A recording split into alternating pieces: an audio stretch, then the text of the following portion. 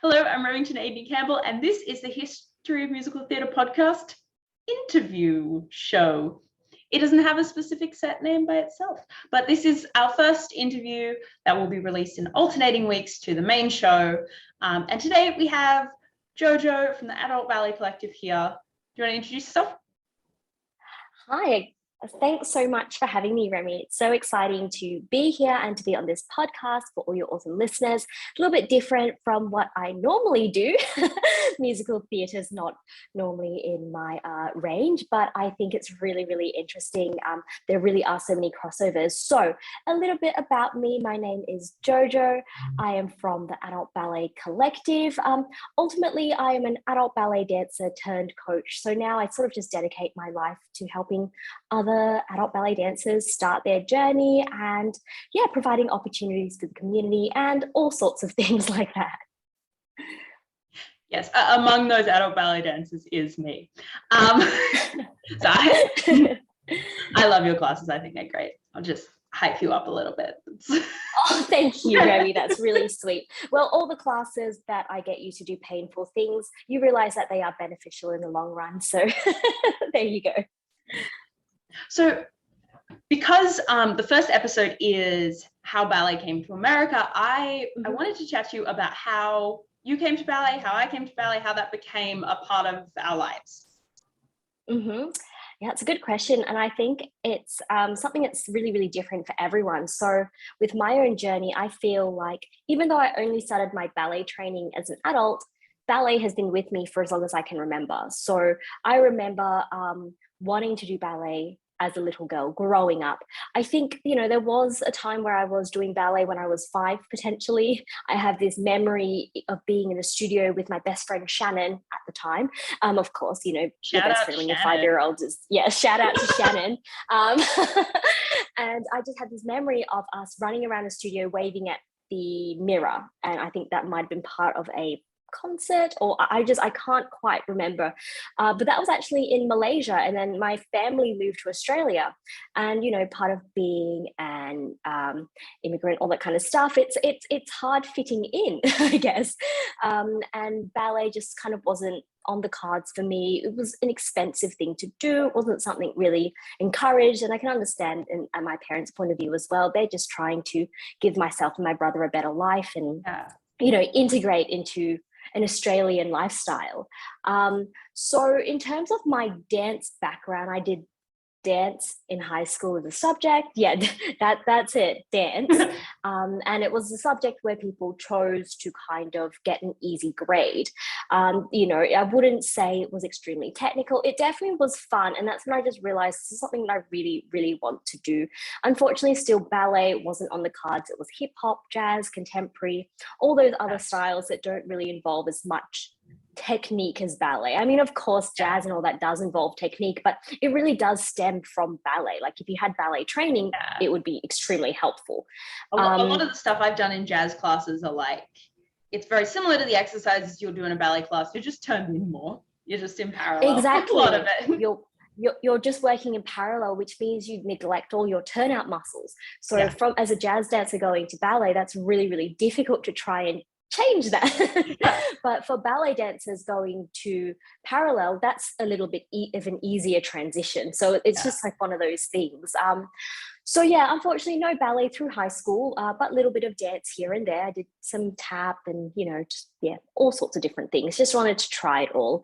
And then when I went to uni, I thought about starting ballet. I probably did one class at Sydney Dance Company and just thought, this is not a beginner class. I don't belong here. This is just... I've taken the beginner classes there, and they expect you to know what all the words mean. Absolutely. So I was like, this is not really my crowd, or I didn't feel very welcome there. And this is to say, like, I was 17 at the time when I moved out of home to Sydney, and I didn't know anyone in Sydney, starting uni for the first time. I was like, that's crazy. So what am I doing? But I ended up joining competitive cheerleading, which was just one of the university societies. And that was kind of where I found my crowd, my people. And that was really, really awesome. That taught me a lot about my body. So it built a lot of body awareness. I didn't you know, I had no idea about that before. I'm like, you know, someone says lift your leg this high, and I try and do it and it's not there. So by building that body awareness has really given me so much in my ballet journey now. But also from cheer, I got a lot of injuries. So I have torn the ligaments in both my ankles multiple times, torn cartilage in both my knees. Yeah. And ballet, it's like, you don't know where you are, you look bad. Truly, it's like, you don't know where you are, ha ha ha, you're broken. Literally. So yeah, knees, ankles, right hip, definitely had a concussion a few times as well. So, you know, been to hospital a couple of times from cheer, not fun, but it happens. But, you know, it teaches you a lot. And the funny thing is I actually only did cheerleading for 3 years, and I just gained so much body awareness, but also so many injuries. Yeah. But a fun fact, actually, Remy, I used to work at Luna Park in Sydney as part of their Showtime team. And that was kind of a job that I got from doing like cheer, and, you know, I was a little bit more coordinated, I guess. And I did a little bit of music in high school as well. So I sang a little bit. So it was such a great job. And it is kind of related to musical theatre because you literally are performing the whole time. So yeah, that was awesome. And I'm so glad for that opportunity. Then after that, took a few years off, moved to Melbourne. And then I decided, I was working full-time in marketing, and I thought, you know what, I've got the means, I've got the time right now, let's start ballet. And I actually think it's because I'd done Pilates and bar and all that kind of stuff. And I actually think it's because I'd been doing bar, and I just thought, I'm really missing out on ballet. Do you know what I mean? I should, why would I do bar if I could just do ballet? You know, that's like the real thing. And that's how I started ballet, essentially. And then the Adult Ballet Collective, it started about a year, not quite, but about a year after I started ballet. And I just thought, I did so much research. And while there were resources out there, I just felt like they were difficult to find. Like, you're on Google page 9 or 10 when you're trying to find stuff like relevant to adult ballet dancers. You know, you hide the nuclear launch codes on like page 2. So like that's a deep dive if you're on page 5. It is. Yeah. And you know, you should see my Google search. It's like, can adult ballet dancers do point? How to improve as an adult ballet dancer? You know, that was my Google search at the time. And I just thought, wouldn't it be great if there was like a website where you just could access all this information easily? Yeah. And there wasn't. So I decided to start one because that was just what I did. So you know, from there, yeah, exactly. So from there, you know, the Adult Ballet Collective had lots of different directions, and a lot of the time it did depend on what I was doing. So I was working marketing full time. I did content creation on the side as well. So I ran like a fashion blog and all that kind of stuff. And that's sort of where my background in photography comes from, and just all of that. But yeah, eventually it has grown to what it is now, which is an online adult ballet academy. And I really am so proud that it's taken this direction. Obviously, I've, you know, invested in myself and upskilled, done a few, well, more than a few little certificates here and there to gain qualifications and knowledge. But it's been so fulfilling to be able to work and meet so many adult ballet dancers all around the world and to be a part of their journey. And I think that's like something that's so special to me. So yeah, that's me. That's really cool. It's funny, there's some similarities and some differences. So my parents put me and my older sister, we're about 1.5 years apart, in a jazz class when we were 4 and 5. And then it got to the end of your show and the costumes came out, and they were these itty bitty things, like not enough for 4 and 5-year-olds. And we were going to be performing at 8:30 at night and needed a full face of makeup, and the tickets were $70. And my parents were like, just no. And we just never really got put in dance because we're all giant. I'm 6 foot and I'm not the tallest of us kids. And so my parents thought we'd probably have enough body image issues without growing up in a leotard in front of a mirror. But when I always loved theatre. So I was a drama kid. I also feel that like drama is a bludge subject thing makes me sad because it's hard. It's hard to do it well. Agreed. But yeah, so I did the like dance ensemble in year 7, which I think was like lyrical. I was probably really bad at it. I felt like I was good at it, but I was probably really bad. And then I did a big play when I was 13, and I was like, oh my goodness, theater's where I have to be. And I started doing musicals from there. So I did High School Musical and Chitty Chitty Bang Bang and all the great community theater classics. That's amazing. I started taking dance. I was 14, and I took a contemporary class once a week. And then our teacher was like, hey, if you want to work outside the week, here's some like little tutorials you can find. So I got sent like a Catherine Morgan one and another one. And I did the other one because it was short and I was lazy. And the next week, it's like, you've made really good improvement. And so since then, I do like 15 minutes here and there of dance. Eventually, my schedule there picked up, and I started doing hip hop and acro, which I was bad at because I'm weak. I didn't get my perception that you seem to have picked up. At least you've got the flexibility, though. The high mobility would help with acro. Yeah, it was really funny actually being in a mixed gender acrobatics class, because the boys would be doing like standing back tucks, and then they'd be like real impressed with the fact that I did a bridge, my shoulders were over my hands. Or they'd be doing a straddle, and you're like, that's 45 degrees, your legs are bent and your spine's curved. Oh my goodness, that's hilarious. Yeah, it was pretty funny to have this like, these like really different skill levels, and to go like, that's incredible, and they're like, no, your bridge. It's so interesting though, isn't it? It's funny that you bring that up, because there are a lot of similarities between like acro and cheer, because a lot of people that did acro will move into cheer, or even sort of like circus, people that do circus sort of move into cheer. And I know that some of them also dabble in that musical theatre sort of field. It's just the way that it all works, I guess. In Australia, the landscape in Sydney kind of just works out like that.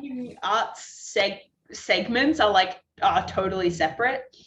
So I kept doing ballet. I kind of would do it on my own. And then eventually it got to last year, and I started taking a class. It was in the pandemic. I was feeling kind of trash. I had gotten married. That wasn't why I was feeling trash. My husband's great, but he liked to stay up a lot later than me. And so I was like really struggling with like, what do I do in the evenings? So I started taking a Cicchetti class streamed from Pineapple in the UK, with Kim Mendes, who just took me to task on my technique. She probably would still be like grossly disappointed with where I am, but that's fine. That's fine. We love you, Kim. And then I started taking some classes with Magnetic Studios, which they don't stream classes anymore, so I'm sad about that. But yeah, I did classes with like Tilly Greasley, who her job was basically to train boys to be Billy Elliot. So lots of yelling in that class. Okay. Yeah, I could see that. I could see that happening. Yeah. And then just sort of kept picking up more and more ballet over the last year. So now I will do often 2 classes a week with you. I do 2 classes a week with Broadway Weekends, with their team, and hopefully I'll get back in a studio one day and I'll take some classes there. But it definitely was like a through musical theatre. I got to this point of really loving dance, and then it's really helped me with, as I've had some health problems related to anxiety and related to possibly to hypermobility, possibly to a pain sensitivity disorder. I probably won't know what it is by the time this interview comes out, but I might know in March. Well, I'm glad at least you have a date set of when you might know what's going on. I mean, I did have a date set, and then they were like, yeah, maybe pain sensitivity, maybe we'll see you again in 3 months. I was like, cool, thanks. Ow. Okay, great. So how do I move on from there? What's the fix? How to fix? Yeah, where do we go from here? Yeah, Literally. but the structure of the ballet class really helps me to not be so panicky, because you're like, well, I'm going to do pliés, and then I'm going to do tendus, and then I'm going to do the next and the next. Yeah, so that was my kind of journey. And it's interesting what you were saying about you were looking for a place that had this resource you wanted. I have always been like, why is there no one doing really comprehensive musical theatre history? Why can't I find that anywhere that's like accessible and not hidden in like page 14,000 of some academic text? And so I was like, I'm just gonna write it. I'm just gonna make it. Yeah. I think that's amazing. I love that because I really think that when you start these things, ultimately you're starting them selfishly because you're starting them for yourself because it's something that you wanted to do. But it's actually a great thing because you have to think how many people in the world are just like you doing that same search. And it is a niche. It's absolutely a niche. To be honest, like I'm never going to make that much money, but but I love what I do. And I think that's the important thing. And I started it for me, but it's grown to be much bigger than that. It's now for the community. So I think that's a really amazing thing. Yeah. Well, it really is for me, but it's for everyone else too. So how did it turn from a website into a school, an academy? Yeah, well, that's a great question. It seems, I guess it feels or it felt more fluid than how it seems. Because Adult Ballet Collective for a long time took up a big chunk of my time. And I loved it, but at times it was really, really draining. I didn't expect the Instagram account to grow. I didn't expect the mailing list to grow. I didn't expect all the DMs I was getting. I didn't realize how time consuming that was because I'm the type of person that you'll ask a question, I'll look at it, I'm like, oh, okay, that's a really good question. I'm going to put that aside because I need like half an hour to answer your question in depth because I want to give people that knowledge.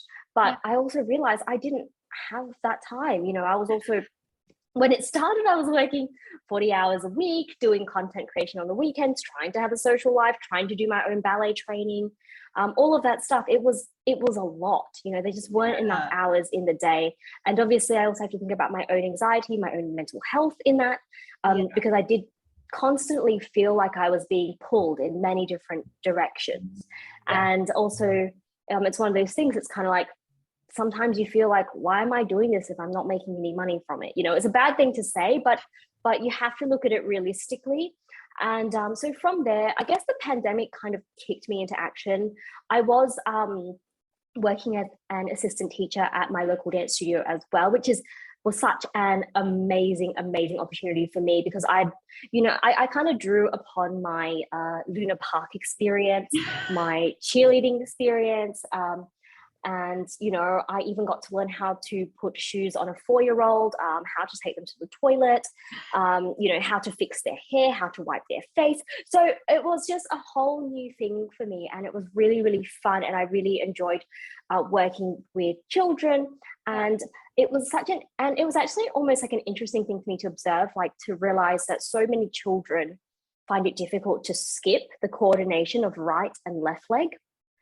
And the awareness, like if you would say, if you're sitting in straddle and you're like, oh, let's put our elbows on the ground, because children tend to be quite flexible. Sometimes they would swing their legs around and put their elbows on the ground without realizing that you wanted them to keep their legs apart. So it's kind of like those little things that made you go, oh, okay.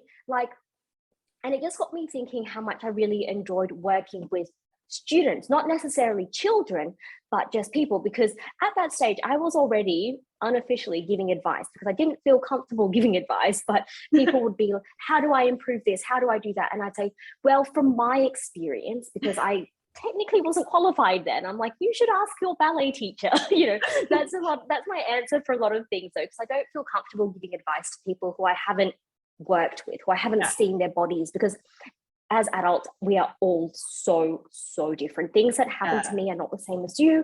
And so if I can't observe you, I can't see what's going on. I can't see what you're thinking and what's going on in your head as well. And so, yeah, the pandemic and all that, I obviously couldn't do assistant teaching anymore. Everything was online. And then I thought, I've been thinking about this before because my husband's a fitness trainer. He's worked as a PT for years and years and years. And, there were times where I was like, maybe I should just be a bar teacher as well. This was when I was doing bar. And then I thought, what, maybe I should do that now. Like, why wouldn't I? So, there goes $2,500 investing in a course, but, and all my spare time. But it was honestly such a great thing for me to do because I did, so the Bar Body teacher training program. So Bar Body is an Australian bar association. They have heaps and heaps of studios all around Australia. Their training was extremely comprehensive. It was very heavily anatomy based. And what I loved was you get this manual and it just shows you all these different exercises that relate to different parts of your body. So like upper body, this is everything you could do. And this exercise helps see these muscles. And I thought, God, this is so useful for adult ballet dancers. And then I thought, now that I've equipped myself with this knowledge, I can start helping people. And then from there, I did my progressive ballet technique, which I love, and I know you love too. I do. Although yeah, I am gonna have to go and find the enormous size gym at some point. I'm gonna have to make special ones for me. Oh, yeah, I think that would be helpful having a larger gym ball. Just because they are height related. Yeah, I'll go with my sister somewhere where they sell like basketball stuff and pitch to giants. Well, yeah, I'm sure they do that because I'm sure basketballers will need fitness balls. Definitely, absolutely. I did see something funny. It's like whenever I'm sad, I just imagine a Shaquille O'Neal sized yoga mat. That's hilarious. That's funny. That's a really great visual. That is such a great visual. It's just so funny because my husband's literally in the bedroom watching basketball right now. He's a basketball fan. So it's just really funny that you say that. But yeah, so I just did all these different certifications and, just decided to kick it off. I did think, I would get kickback from it because, and there was a little bit, people thinking you're not qualified or you're not whatever. And like ultimately, sometimes there comes that imposter syndrome of going, okay, like I'm really sorry I didn't have the opportunity to learn ballet for 20 years of my life before I became a teacher. Do you know what I mean? I apologize that my parents didn't make that choice when I was 3. Exactly.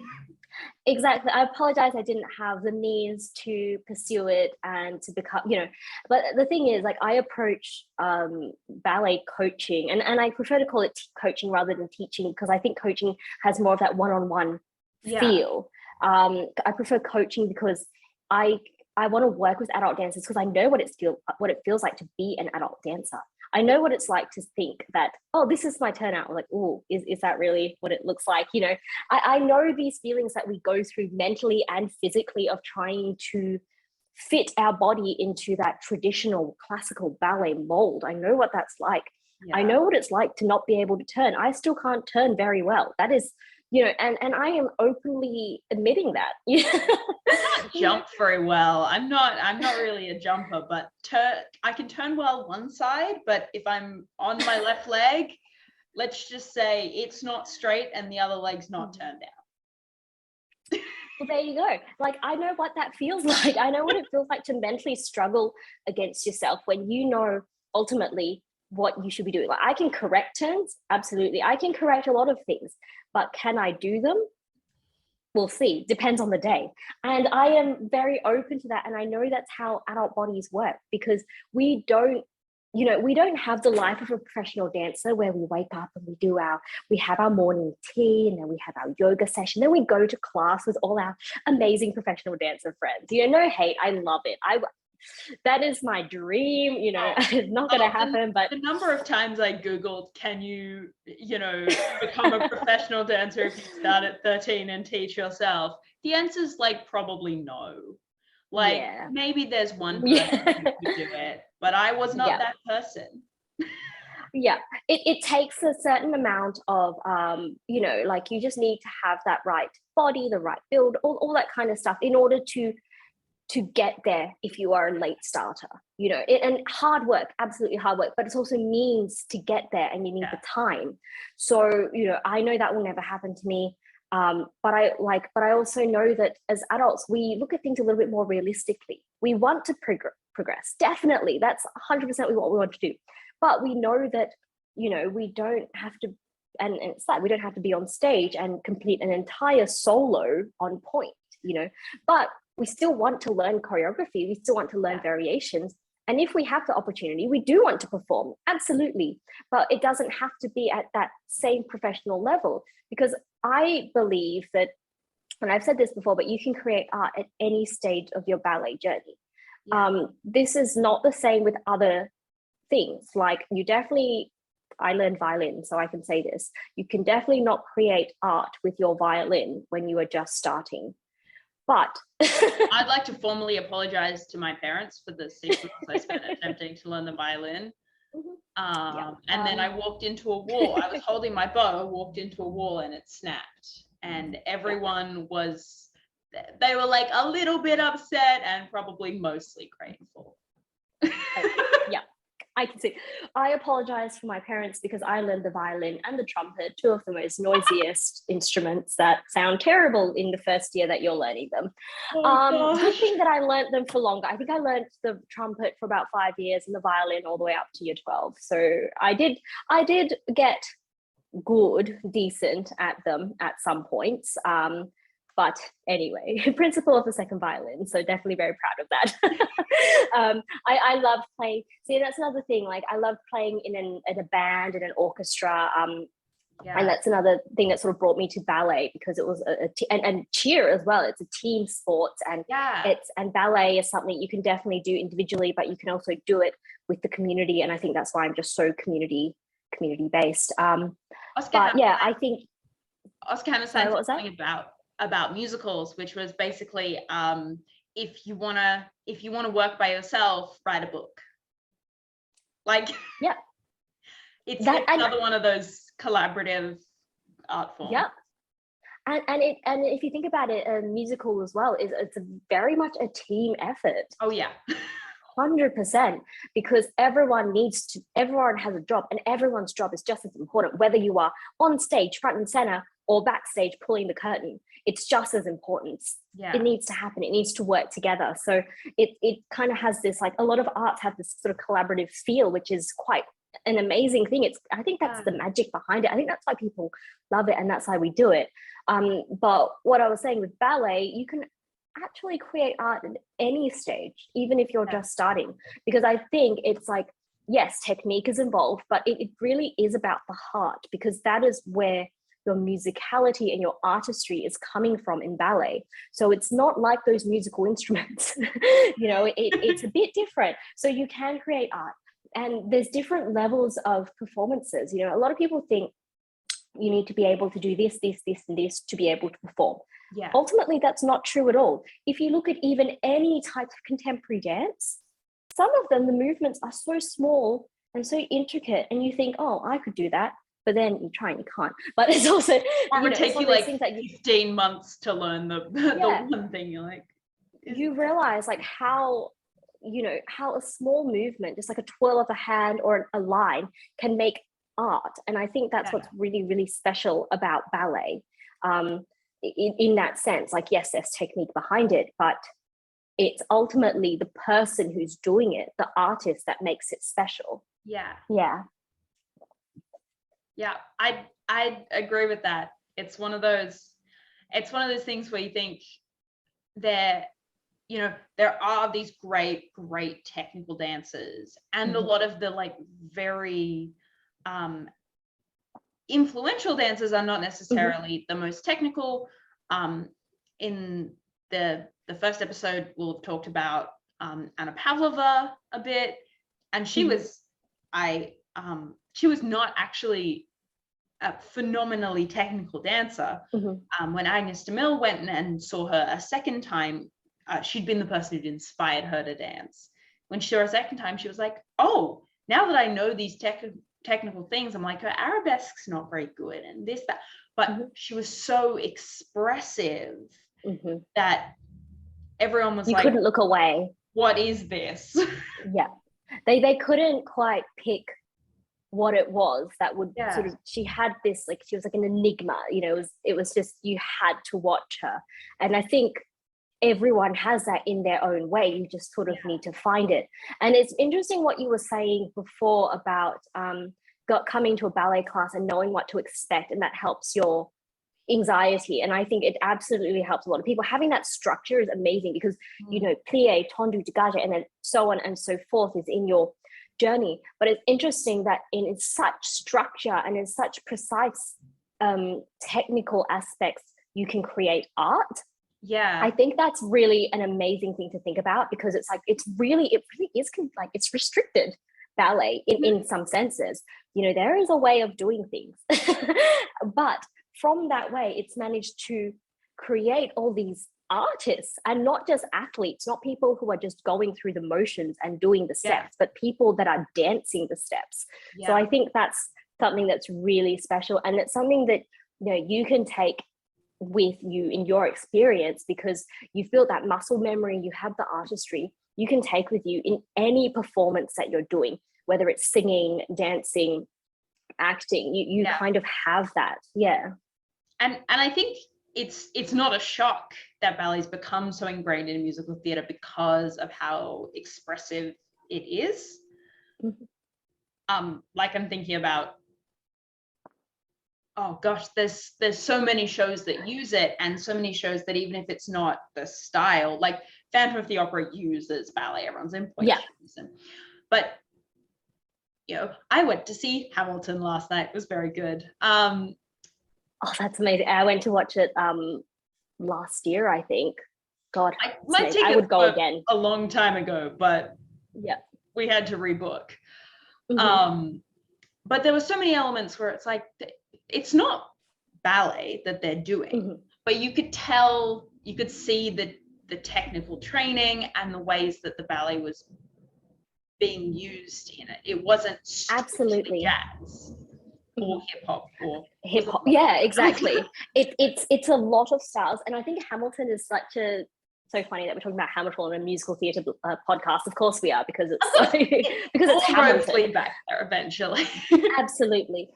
But it's such I think, if anything, Hamilton is such an amazing product of this day and age, showing the diversity in the cast, but also the diversity in the dance forms, the music, the singing, you know, all of those aspects. It has made it such an amazing production in so many ways. It is. It's just amazing. It's just amazing. And I think it's quite wonderful. And like, you're right, when you do learn ballet, you can pick out the technical aspects. I definitely picked that out when I was watching, but it was amazing, because it was just ballet, but it was not soft ballet. It was so dynamic, you know, and it was so integrated with other dance forms. And it shows you the versatility of the dancers, and it's wonderful to watch. You know, you can really see all their skill and talent, but also how much work they've had to put in, all the hard work put into the training. A lot of ballet companies now as well have these like jazz ballets in their repertoire, things like a lot of Jerome Robbins stuff, like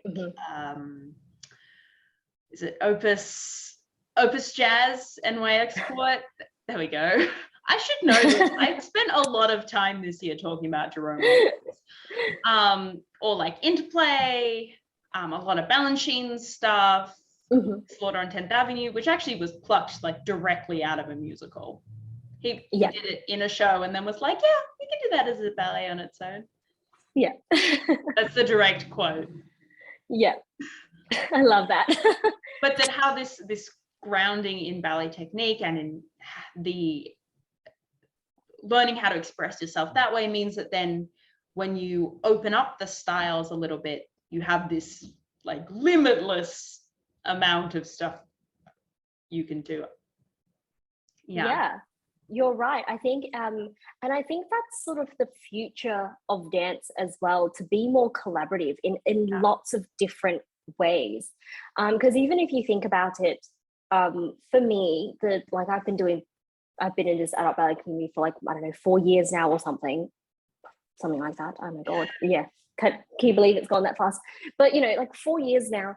And to think that when I started compared to now, there's just the growth in the adult ballet community that from what I can see online, it's just exponential. More and more people are joining, are starting their little ballet accounts, which I love, like sharing their journey, or just commenting and messaging saying like they want to start or they're just inspired to start because they can see that it's possible. And I think that's what holds people back a lot. Like they don't think that it's possible to start ballet as an adult. They don't think it's possible to start anything to do with the arts, potentially, like physically arts, like, even like singing or music. A lot of people tend to like not start them as an adult because, I mean, they're hard things, but there's nothing wrong with learning as an adult. It's a little bit harder, but it's an amazing challenge. And I think it just gives you that growth personally that will help you in life in general, because starting ballet as an adult taught me so much. One of the main things was when I finished university, I just thought I was done with studying. I don't need to learn anymore. I know everything I need to know. And, that sounds cocky and everything, but it's just, exactly. I'm done. No more handing in assignments. None of this. Exactly. There goes 20 grand, but that's fine. But just for a piece of paper, excellent, to prove that I've got a. Yeah, it's crazy that we sink all this money into like university education and then we like balk at a fraction of that into starting our own things. Like we're talking about 2 grand on a certificate for exactly training, and that probably has provided you with as much value as your university education did. To be honest, that was the next thing I was going to say. I think it's actually provided me with more value. I remember when my certificate came in, I couldn't be prouder. And I definitely wasn't that proud when I went up on stage and collected my degree and, did all that. To me, uni was just something you had to do. Which makes me think it's like, is it for everyone? I think it's a personal decision. I think, my time at university, honestly, what I remember is my cheer squad. I don't think about the classes. You're like, also, I did cheerleading. Maybe. And I went to Max Brenner a lot. We had a Max Brenner on campus. So, yeah. Cheerleading and Max Brenner. Exactly. Match made in heaven. They should get you to market universities. Come to UNSW. We have a Max Brenner on campus.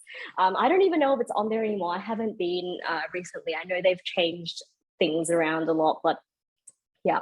Anyway, so that's my memory of university. But when I started ballet and I realized, learning is really good. Learning new things, being corrected was actually such a humbling experience as an adult, because at that stage I was, I'd worked in advertising for a few years. I've worked in positions where I was traveling around the world, and I've had interns under me where I was delegating work. Like I had worked really hard in all my different jobs. But then starting ballet and being able to be given corrections was such an awesome experience for me. At first it was a bit like, okay, whatever, but once you get over that initial like resistance, you realize that every correction you're getting is benefiting you. And it's an amazing thing. It's an amazing thing, because how many corrections do we really get at work? Like, I mean, it's not something that you get a lot when you work in marketing, I guess. But they're threatening. They're threatening when you get them in a professional setting. Whereas once I know that it was always like Remy, arms. They were always in the wrong spot. They always looked weird. But thumbs. Thumbs.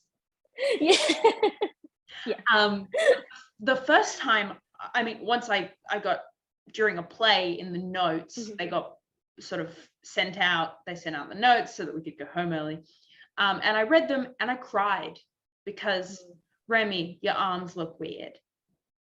But then the first time I got a compliment on my arms or my port de bras, I was like, oh, I've done something. I've gone from being at like the bottom of the of the I fixed it. I fixed it. It's good now. Yeah. And I think that's a really amazing thing, because getting corrections in ballet potentially sets you up for getting corrections in any other setting. Yeah. And instead of taking it personally, it allows you to work on what you need to work on to improve yourself. Yeah. So ultimately it's growth. So I think doing ballet as an adult has helped me do that. And since then, obviously, I would have never thought of like investing money and studying, but studying again had just led me to more and more things. And now I'm way more open and kind of perceptible to like just anything in life, like just random things like, oh, would you want to try this? I'm like, yeah, why not? Like, let's try it. Rando asked you to be on her podcast. Gosh. Let's try it. Let's do it. It's made me want to learn more, like, because physically I love dancing, but like I also would be very interested in learning, martial arts and all that kind of stuff as well, because it's just learning more about your body. I mean, God knows I don't have the time for that, but I would hope in the future to try new things and to go to new places and to even like try new food.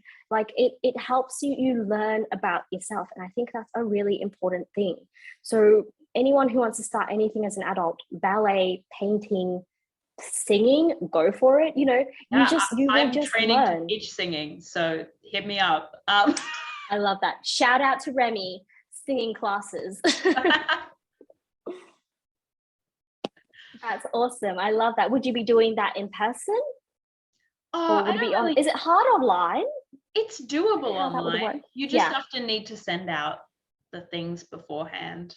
Okay, yeah. So it's a lot of pre-planning. Yeah, I did the same thing of taking the like, you know what? I'm gonna do the vocational course, and we're gonna like cringe inside at the amount of money coming out of my account all in one go, and then remember that you're being trained for a profession.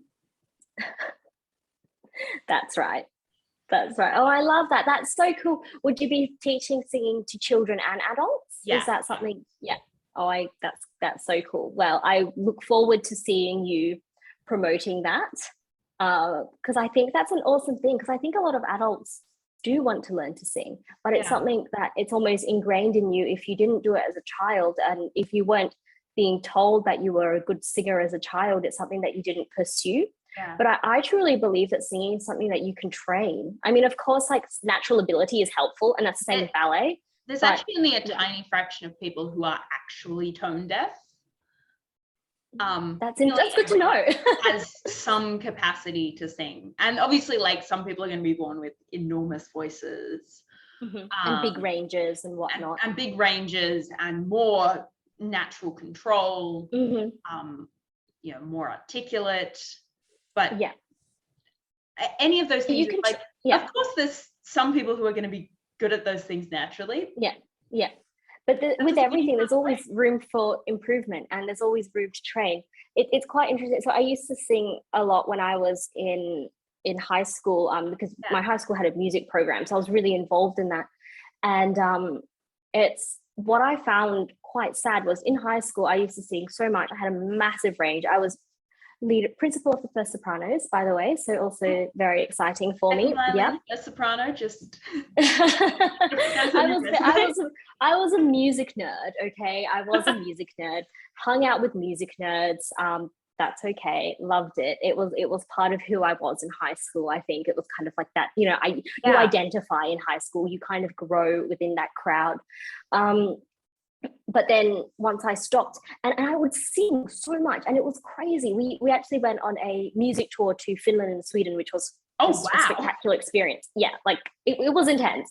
I think I was 16, so I was in year 11 when I went on the tour, or 15, 16. Yeah, I was still 15 at the time, 15. So I was one of the older kids. But it was intense because we would perform at schools and churches and all different venues in Finland and Sweden. It was such an amazing experience.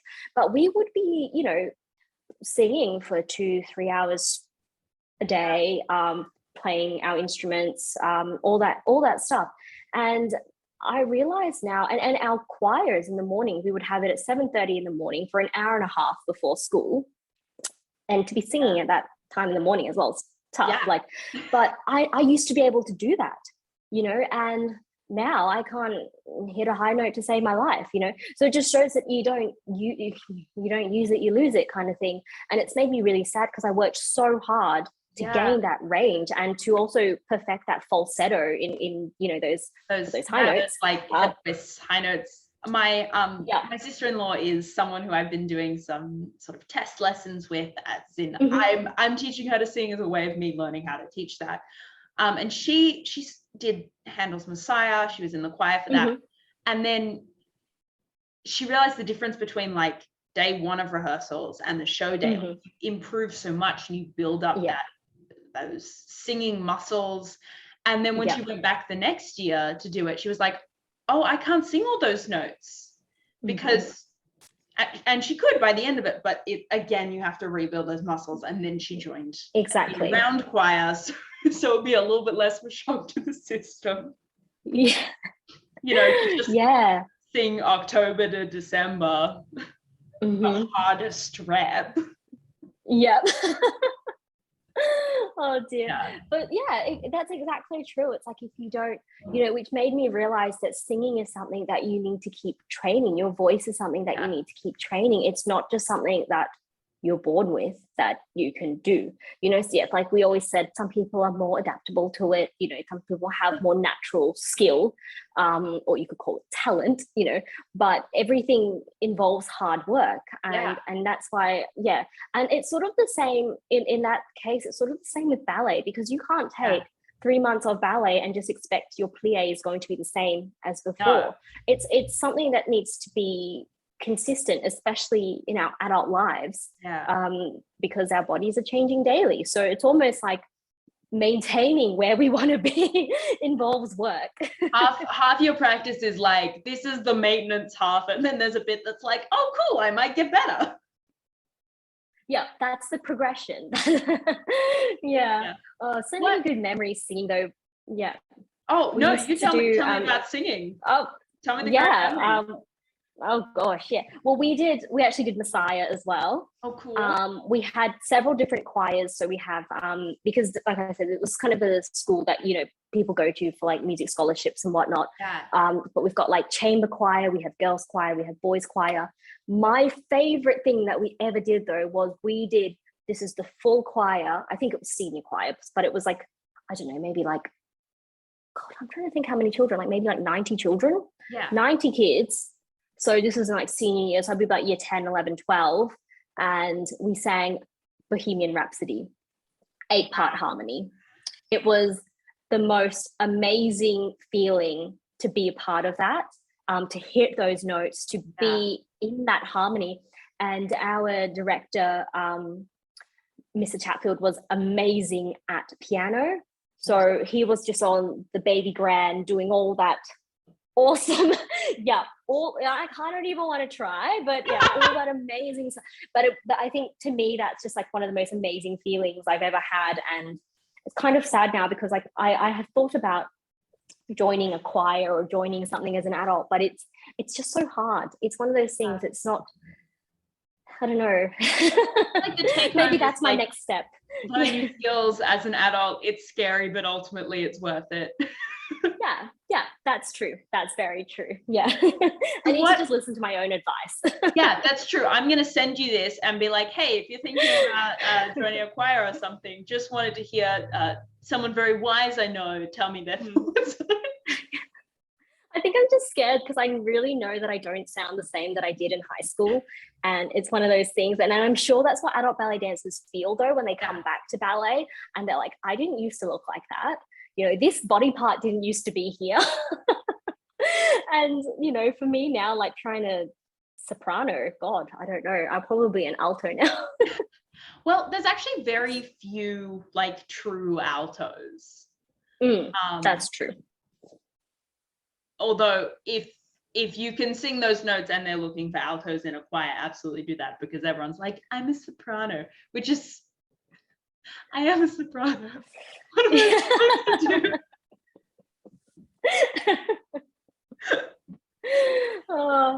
So aside from obviously joining a choir, what are the plans for this year? Well, so this year, my goodness, it's going to be difficult, I think, but great in a way. I think it's just going to be, I can sense it being a challenging year. Yeah. So just to set a background, not just ballet wise, but I am moving to Perth at some stage when they will allow us in. Yes. So that is, I'm moving back to Perth. So I grew up in Perth, lived in Sydney, lived in Melbourne, now live on the south coast of Sydney, back to Perth. My husband and I decided that we're nomads, and we realized that we cannot stay in a place for too long. We get itchy. Itchy. Yeah. So we're moving to Perth. We bought a house in Perth, which is really exciting. It's currently tenanted, so we're sort of deciding to move back when we can get in terms of the borders, but also when the tenants are moving out. So that's a big part of what's happening. We're thinking around May. So that's when that might happen, but we are not sure. So that's a little bit scary. But for Adult Ballet Collective, we've got lots of exciting things. One of the things I am really excited for is to work with Bodil Dancewear, which is a Perth-based brand. There you go. Cool. But to work with them. Just show up at their offices every day and be like, do you have any class? And they'll be like, you were here yesterday. New samples, can I see? But they have been absolutely amazing to chat with, and so excited to announce that they will be supplying our optional adult ballet uniform, and it is absolutely optional, but basically it's just if you want to feel like you are a part of this and you just want to look, you want the leotard, you want the skirt, you want the tights, I want to provide that for you, because I think it's a nice way to feel connected, even though all of my classes are online. If we are wearing something similar, it just sort of gives us that extra layer of connection. But of course, it's absolutely optional. If you're happy to dance in your tights and a t-shirt, I am happy with that too, because that's me sometimes. So I just think I just want to provide opportunities. So that's one of the things that I wanted to do. Another exciting thing that's happening is the Adult Ballet Method, which is a curriculum for adult ballet dancers that I will be launching again. I don't know the date because there is a lot, but basically it's the opportunity for adult ballet dancers to learn ballet and to learn to sort of not just bar exercises, but I also want to learn to teach the history of ballet and to teach the mental aspects of doing ballet as an adult. So dealing with imposter syndrome, mindset and goal setting, all of how to improve your turnout, all those sorts of things will be included in this course. And at the end, there's the opportunity to take an exam. Sounds scary, but I promise it's not scary. So it's and the whole program is designed to be done online. So it's designed to be able to be completed in your home. And the reason why I wanted that is because, my mission is to make ballet more accessible than it is. And I just know that not everyone has the courage to walk into the studio or has a studio to walk into. So it's catering for that sort of people, and just people that even if you have done ballet for 5 years as an adult, I still think this course will be useful because it really breaks things down. Ultimately, what I want to do is give adult ballet dancers the confidence to say that they know how to do ballet. They're not just, I'm just a student. I want them to say, no, I'm an adult ballerina and a ballerina. Have a certificate. Exactly. I have a certificate that proves it, and I'm really proud of all my work that I've put in, because part of the course will also be kind of I might ask you, Remy, explain to me how you actually do a plie, and that gets you thinking and explaining, and therefore how to explain it to someone, and you know how to do it yourself. So that's the whole idea, instead of second guessing, because that's what I do a lot of the time in my first few adult ballet classes, always second guessing myself, because not feeling the confidence of being able to execute a step properly because I don't have the muscle memory. But the fact is, muscle memory is built up over time and repetition. So this course is hopefully going to provide that for people so that they have the confidence. Yeah. So that's a big thing. That's what I'm working on. There's ultimately 50 hours of online learning for that.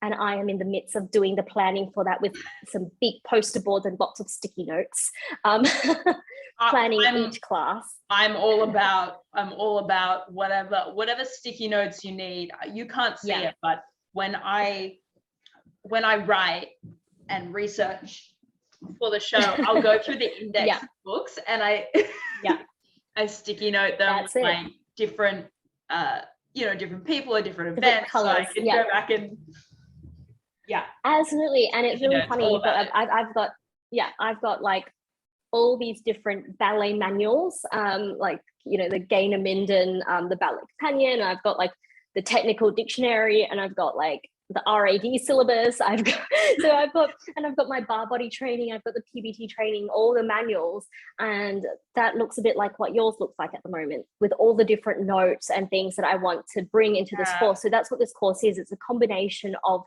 everything, and it's really the only curriculum that is specifically for adult ballet dancers, because yes, you can take exams as an adult ballet dancer. You can go to RAD, Intermediate Foundation, all of those ones. And I recently heard that the Vaganova, which is the Australian Conservatory of Ballet, Conservatoire, I'm not sure, but I think they also allow adults to do ballet, and they're like a Vaganova based syllabus. Cecchetti has the One Dance Spectrum, and these are all amazing. And if you have the opportunity to take these, go ahead and take them. I think do all the exams, because all the learning is better, know. But the thing is, none of these were actually built specifically for adult ballet bodies, because they will teach you the same exercise that they will teach to a 10, 12-year-old, 13-year-old, 14-year-old that is doing that exam as well. And so this syllabus is different because the curriculum is built for adult ballet dancers, keeping our bodies in mind and understanding what variations we may need to make on certain things, because like a lot of us have gone through injuries, and I have a lot of clients that like have scoliosis, or like you've got the hypermobility. So how do we work around that?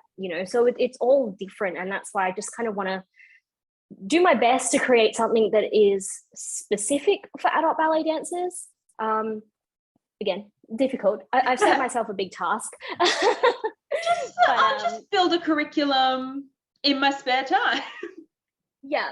So that's why I don't have a set date for that, but I hope it will be up before mid next year. That would be the that would be the goal. But other than that, I think we want to do for Adult Ballet Collective, some pre-recorded on-demand stuff, because I have a lot of clients that can't make the class times, which I understand, because living in Australia is really hard with timings from around the world. So yes, I get it. So that's something I want to do. But it's really interesting that you asked me about my plans next year, because I just had an idea, and it was talking to, shout out to Summer, who is an amazing adult ballet dancer and an adult ballet friend who I've met through the community. But she kind of gave me this idea, and I had thought about something similar before, but I think going back to my other skill, which is working in advertising and marketing, I think it would be cool to actually start like a consultancy thing. I don't even know if I should be talking about this, because this is so fresh in my mind right now. And then you'll release this and it's like not even happening. But everyone will be like, oh my gosh, I want Jojo to consult, and you'll be like, I don't do that. Sorry. That was an idea that lasted 2 weeks, but no, I think this could be really cool, because I would love to offer kind of like a marketing consultancy for the dance industry. So for studios, for dance brands, because there's so many adult dancers that I've noticed start their own little dance brands, like whether they create leotards or skirts or something, just to kind of help people learn about marketing to build an audience and to avoid like paid advertising, because you don't need to pay for that. If you can build like your audience using strategic like marketing methods, then I think that is a better way of actually building your brand. So that is something that I'm test cases. Well, there you go. Look, another collaboration here. It's all about collaboration in this community, and I think it's amazing. But yeah, definitely that's something that I'd like to do. But I'd like to do it in a way to make it accessible, affordable. I know I keep making things affordable. This is probably why I'm never going to make any money. But when you were like, I bought a house in Perth, I'm like, is because Sydney houses cost $1 bajillion million? Yeah, literally. I could not afford a house on my street right now. So literally, like it's the and where we are, because I guess we are very close to the beach. We're on the south coast. If you're ever down here, by the way, we should meet up. If you ever decide to come down, there's an amazing cafe that's just opened. They have one in Kiama, and they've just opened one here in Thurul called the Hungry Monkey, and it's opened like a week ago, and I've already been 5 times, but it is amazing. They're the 100%. We should do bubble tea down with me as well. And I would love that, because bubble tea is not accessible here. I have to go 20 minutes to get bubble tea, and then 20 minutes I have to walk maybe 3. Okay, well, I am extremely jealous of that. That was my situation in Melbourne, but not so much here. Yeah, no, I've moved from very accessible bubble tea to less accessible to very accessible again. I used to live in Ashfield, and there was a street near me that had like 4 places. 4 bubble tea places. Ashfield. Mm-hmm. Yeah, that's great. You can just select which one you like. Yeah. It's just amazing. We usually went to the Ashfield, because very white. Well, it's funny you say that. Cha Time is actually my favorite because it's the most consistent. I prefer it to all the other bubble teas because it's the most. I love how this conversation is centered bubble tea, but what's your order, Remy? I need to know. So it's changed over time. At the moment, I'm really into taro. Okay, I love it. Pearls always, but matcha. I'm a fan of matcha. Okay. And then my original order was a passion fruit black tea with pearls, because that's what my mum would get when we would go to the movies, and she'd let us have a little sip of it, and then I got addicted to it in the same way I got addicted to coffee. My parents drank it and shared it. I love that, and it's also the taste of your childhood, so there you go. My order, it's funny, my order hasn't changed. So you're kind of like now going towards those milkier teas. My order has not changed since I started drinking bubble tea. It's always been a lychee black tea with either aloe vera or grape jelly. Oh, wow. Okay. So I'm very, like, I think I just need to write that down. Yeah. So, and I always get it with no sugar, because it's usually super sweet already, like the syrup's sweet enough. You don't need extra sugar. Yeah. So, but I love how we've just started talking about bubble tea. But either way, I think but I think it would be amazing, like, to actually meet up. And that's leads me to something else that I wanted to say, was I do want to organize a Sydney Adult Ballet meetup. I did have planned initially that group poetry thing at Ballet Emporium right before we went into lockdown. So I'm hoping to speak to Vanessa at Ballet Emporium. They're based in Bondi. Amazing ballet store. They just stock so many wonderful European brands. Get ready to spend your money. I'm gonna have to get my ankles stronger. I'm gonna have to but yeah, so I'd like to definitely do that as well. Though I did hear part of that event was we were going to go to Ballet Emporium, and then we were going to go to Bondi Pizza for dinner. But Bondi Pizza in Bondi Junction is now closed, unfortunately. So I will have to find an alternative. Yeah, I was going to say Bondi Pizza at Broadway shops, but not in Bondi. Yeah. I mean, see, we could go to the beach, but if anyone that lives in Sydney, they should know that Bondi Junction is not actually that close to Bondi Beach. Yeah. No. Unfortunately, it's just not how it works in Sydney. But yeah, I really do want to organize a meetup, especially before I move, to just meet in real life all these amazing people like you. There's just it's just amazing connecting online, but I guess the pandemic and all that and our geographical locations have just kind of stopped us from allowing to actually catch up in real life. So that would be a big thing, to actually be able to bring the community together in person. And it doesn't just have to be, it's not just for a ballet class, but for me it is about the community. So it's about making friends here. So That's so wonderful. If the dates for these things between now and when we actually put this out become available, I'll put them in all the places. Where do people find you? If they listen to this, they're like, Jojo's amazing, I want to take all the classes. And she's not kidding when she says that they're affordable. I buy mine in bulk and it works out at about $8 a class. So not mad at that. That's it. It's all about Not as much as my accessibility bubble with me. tea. Yeah. It's like a ballet class or bubble tea. Oh. You know, that is really funny because it's a hard decision. That's actually a hard decision for me because I love both. But no, just kidding. But like you said, both, because we're making it accessible. So if you guys want to check out my social medias, my personal ballet account is jojo.ballerina, or you can check out Adult Ballet Collective's account, which is Adult Ballet Collective, just as it is. And if you want to check out our website, it's adultballet.co, and we actually have an app which is pretty cool. You can book your classes on that, and that's just called Adult Ballet Co. So you can just check that out on the Google Play Store or on the App Store. So yeah, there you go. And I can recommend all of that stuff. I've done your intensives, learned some choreography there, and I do pre-point and PBT, and it's all wonderful. It's all really good. Oh, that's amazing. Thank you. That's so great to have the feedback, because I'm just so happy that people are enjoying it, because I'm 100% enjoying it. So, you know, it's just like a full circle when it comes around. Yeah. All right, I will let you get back to your very busy life of poster boards and planning and all the exciting things. Thanks for coming and chatting to me. That's all right. Thank you so much for having me, Remy. It's been so fun. It's actually been such an amazing chat. I think we covered so many different things, All but the topics. I mean, in the best way possible. And that's what all these collaborations are about, you know. Yeah. We set off talking about ballet, and we ended up talking about bubble tea. So, you know, it definitely feels more organic. Yeah, I love it. All right. That's so amazing. Thank you so much for having me. Okay.